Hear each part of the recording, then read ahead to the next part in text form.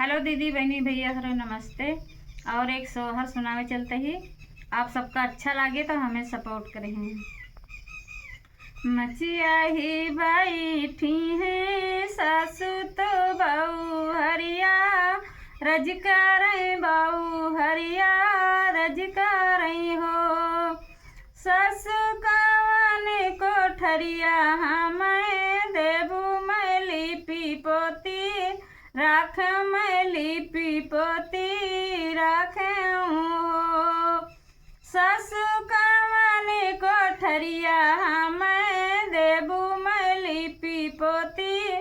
राख मैली पीपोती राखे सासू तो बोलायु ना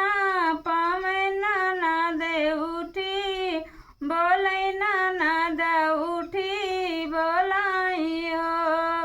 अम्मा भौजी के होई है बिटियावा बतायु घरे बुसैल बतायु घरे बुसैल हो अम्मा भाभी के होई है बिटियावा बतायु घरे बुसैल बतायु घरे बुसैल हो सासू तो बोलायु ना पावई देवारा उठी बोलाई देवारा उठी बोलाई हो अम्मा भौजी के होई है हो रिलवा बतायु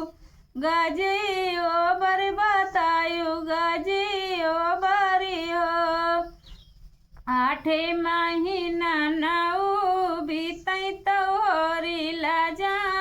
नमी भाई लाले ना जा नमी भाई हो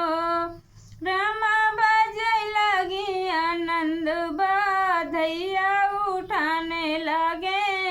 सोहर उठाने लगे सोहरी हो रामा बजै लगी आनंद बाधैया उठाने लगे